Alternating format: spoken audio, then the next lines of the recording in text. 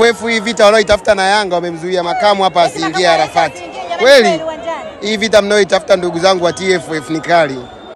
Naam, mtazamaji wa Like Media, kama ambavyo unafahamu, siku zote tupo hapa kwa ajili ya kukupa taarifa mbalimbali za kimichezo ambazo unazipata kutoka hapa.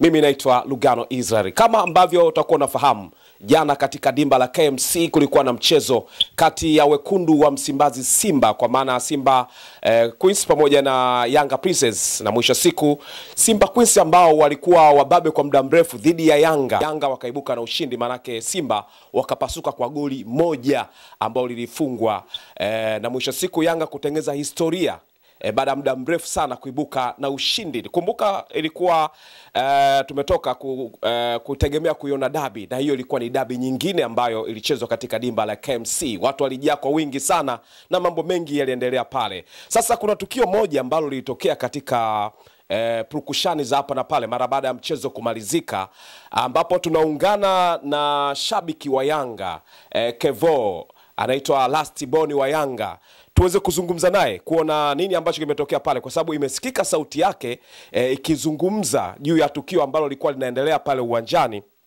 wakisema kwamba makamu wa rais wa Yanga Al-Fatih Haji alikuwa amezuiwa kuingia uwanjani. Nini ambacho kimetokea? Yeye mwenyewe anazungumzaje? Kevo, mambo vipi? Poa poa kaka. Uko vizuri kabisa? Fresh kabisa. Bwana, nimekutafuta najua jana ulikuwepo pale uwanjani, umesikika sauti kutoka kwenye clip ya video ambayo inasambaa ikisema kwamba ikilalamikia kwamba TFF wamemzuia makamu wa rais wa Yanga Al-Fatih Haji. Tunajua mengi ambayo alikuwa anaendelea juu ya matukio ya dabi na vitu kama hivyo. Pengine umehusisha na hicho, na nini ambacho ulikiona kwenye tukio hilo? Nini ambacho kilikuwepo ambacho kwa macho yako uliona, pengine hata ukurekodi au yale uliorekodi? Hebu unaweza kutueleza kiunaga ubaga? Mimi nilikuwa nimekaa nadhani jukwaa kidogo la VIPA pale ambapo ni karibu na mlango wa kuingilia kwenda kwenye pitch. Wakati mpira umemalizika, Arafati ameshuka juu pale anataka kuingia kwenye pitch. Naona walinzi wale sio wa TFF sio wapi. Ile Arafati anakuja tu anataka kuingia. Nadhani nadhani hii mentality ya TFF kwa na ugomvi kidogo na Yanga ndio imesababisha, kwa sababu hata ukiniambia sheria za viongozi haziruhusu kwenda kwenye pitch. Arafati alikuwa aendi kwenye pitch. Arafati alikuwa anaishia kwenye mstari wa off the pitch hapa aje kusalimiana na kocha wa Yanga Princess Edna Rema na kuwapongeza wachezaji kwa ushindi. Lakini nadhani wametumia hicho kipengele kumzuia, lakini hivi ni chuki za wazi kabisa, kwa sababu kama waandishi wa habari wameweza kuruhusiwa zaidi ya waandishi wa habari 60, sidhani kama miguu ya Arafat ingeweza kuharibu hiyo pitch. Hizi ni chuki na ni kama hujuma za wazi kabisa. Kwenye clip ambayo ilikuwa inasambaa ulikuwa umerekodi. Kwa hiyo kwenye akili yako kabisa unajua amezuiliwa kwa sababu ya chuki na haya ambayo inaendelea kuhusiana dabi na vitu kama hivyo, au ulihisi kama yeye hastahili kuingia uwanjani kwa sababu yeye ni kiongozi, kuingia kwenye picha haruhusiwi?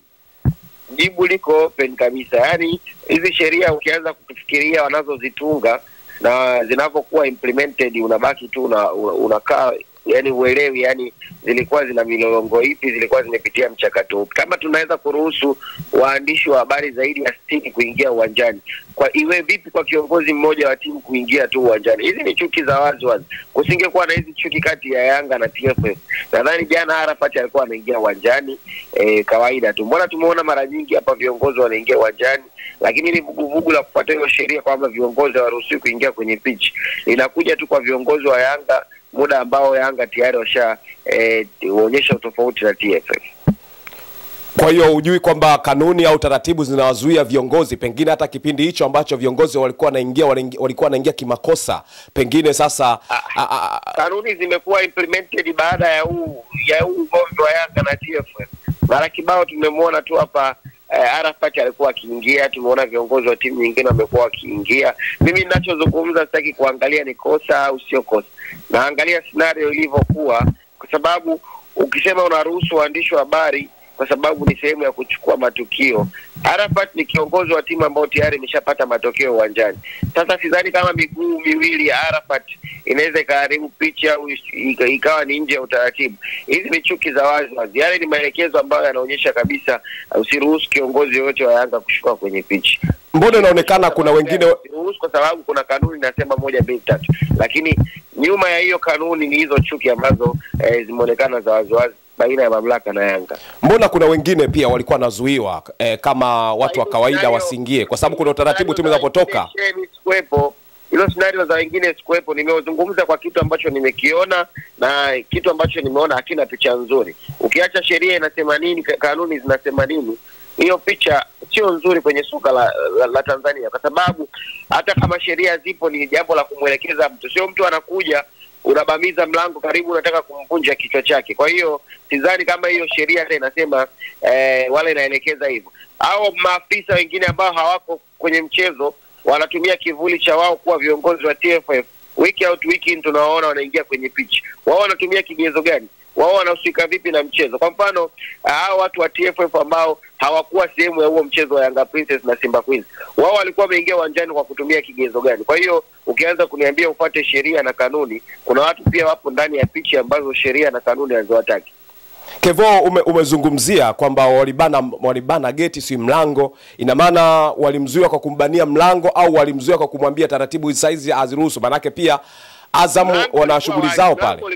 Mlango ulikuwa wazi Arafat anapokuja. Lakini mlinzi baada ya kuona Arafat anakuja hakutumia language yoyote wala utaratibu wote kumwambia viongozi amruhusu kuingia kwenye pitch. Alikuwa anaubamiza mlango kwa sheria kabisa ni mtu ambaye amepewa maelekezo hakikisha kiongozi fulani aingie uwanjani. Kwa hiyo nadhani kama hata sio Arafat kudelay kidogo, nadhani ule mlango ulikuwa unamkuta na kumjeruhi kidogo. Kwa hiyo naomba nieleweke hapo. Sija laumu kwa sababu labda nimeona ni chuki za wazi. Nimelaumu pia kwa sababu ya kitendo kilichofanyika kilikuwa hakina usalama wowote kwa binadamu. Kwa sababu unapo niruhusu geti liende kwa hasira kwa kulibamiza, ujui litagotia wapi au mtu atakuwa amefikia wapi. Kwa hiyo nimeongelea kwenye lengo kubwa kidogo. Lakini wakati unazungumza hayo, wewe ukiwa shabiki umeenda moja kwa moja kulaumu TFF. Umejuaje kama TFF ndio amefanya au ni walinzi ambao wamfahamu huyo Arafat ambao unamfahamu kama rais wa Yanga? Unaamini kama walinzi walikuwa wanamfahamu Arafat? Mlinzi kavaa bike ya TFF. Unataka niseme ametokea mbinguni shehe au niseme ametokea mamlaka gani? Hoja ni hii. Kevo, hoja ni hii. Ulijuaje kama mlinzi alikuwa anamfahamu kama huyu Arafat au alikuwa anajua ni shabiki mwingine tu? Wewe unamfahamu Arafat aje? Sasa huyo mlinzi wa TFF anakuwa vipi amfahamu Arafat aje? Inawezekana yeye kazi yake ni ulinzi tu. Maswali mengine unaoniuliza shehe naona yani hayana tija. Lakini yote katika yote, wakati unashuti engo ambao ulikuwa unashuti, ulijuaje, ulionaje ule mlango ambao ulikuwa umebamizwa au ni ule wakati umepiga simu nimekuelekeza kabisa, nilikuwa nimekaa jukwaa la karibu na sehemu pa kuingilia kwenye pitch. Sasa nilijua vipi wakati nimekaa kwenye jukwaa la karibu na kwenye pitch shehe? Kwa hiyo kumbe geti kutoka VIP alishuka kabisa kapita ni mlangoni tu kazuiliwa. Kwa wanaofahamu ramani ya uwanja wa KMC Stadium watakuwa wananielewa majukwaa yale ya karibu na sehemu pa kuingilia kwenye pitch. Kwa hiyo nadhani wewe kidogo itakuwa uyafahamu. Anayefahamu angeshanielewa wale ile swali asingeuliza. Yote katika yote, wewe kama shabiki wa Yanga, nimeona pia kuna sauti ya mtu mwingine alikuwa anaongea na wale ambao walikuwa wamewazunguka. Mlikuwa mnazungumza kwa lugha ipi ya pamoja? Kwa sababu najua kuna watu wengine kwa na mawazo tofauti. Hamkujua kwamba kuna taratibu za TFF pengine? Lugha ya pamoja shehe ilikuwa ni kwa nini Arafati anazuiliwa kuingia uwanjani, wala sio kwa nini hajapewa utaratibu kwamba viongozi waingie uwanjani. Nadhani ibaki tu hivyo, Arafat alizuiliwa kuingia uwanjani kwa sababu ya chuki na choyo baina ya Yanga na mamlaka. Basi nikushukuru sana Kevo kwa kuungana nasi. Tumepiga story kuhusiana hicho, angalau umetupa ufafanuzi jinsi ambavyo kama shabiki uliona tukio na sauti yako ilisikika pale ukilaumu, pengine watu watakuwa wameelewa vizuri kile kitu ambacho wewe mwenyewe pia ulikiona. Sawa, poa. Yes, nilikuwa nazungumza na Kevo ambaye ni shabiki wa Yanga, kijana ambaye sasa hivi ana umaarufu mkubwa ndani ya klabu ya Yanga. Alichukua simu yake mara baada ya kuona tukio linaendelea, akashuti, akaonekana kwamba walinzi wanamzuia Arafat Haji asiingie uwanja wa KMC mara baada ya mchezo wa Simba na Yanga kushinda. Kumbuka Yanga alikuwa ameibuka na ushindi wa goli moja. Kwa hiyo ilikuwa ni kama kusherehekea. Sasa makamu wa rais wa Yanga Arafat Haji akaona kama kuna umuhimu wa kuingia kuwapongeza wachezaji, benchi la ufundi, lakini hata yeye mwenyewe akafurahia kwa sababu Yanga muda mrefu hawakuwahi kuifunga Simba Queens kwa muda mrefu sana. Yanga Princess wao ndo mara ya pili kuifunga Simba Queens katika michezo yote ambao wamekuwa wakikutana, hasa ya ligi kuu Tanzania bara. Lakini kikubwa sana ni kikubwa ambacho kimeendelea hapo. Nikasema nimtafute afisa habari wa TFF kwa maana ya Mario Ndimbo, Clifford Mario Ndimbo, ili aweze kutuambia chochote kuhusiana hichi. Kabla sijampigia Kevo, nikampigia Mario Ndimbo.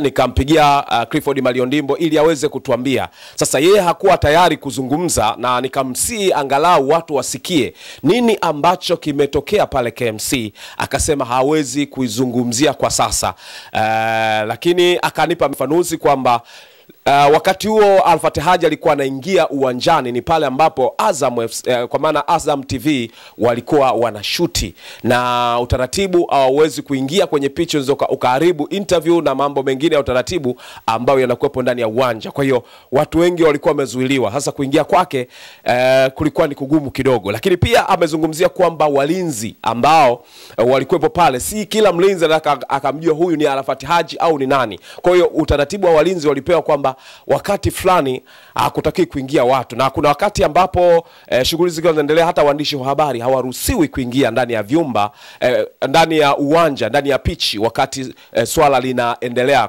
kiutaratibu wa TFF. Kwa hiyo mpaka taratibu zile zimeisha na kuna utaratibu wa waandishi wa habari kufanya mahojiano au interview na makocha, wachezaji na maofisa ambao wanakuwepo pale, inakuwa inaruhusiwa baada ya muda huo. Sasa ndicho ambacho Clifford Mario Ndimbo, afisa habari wa TFF, ameweza kuniambia kuhusiana na kile kitu ambacho kiliendelea katika dimba la KMC.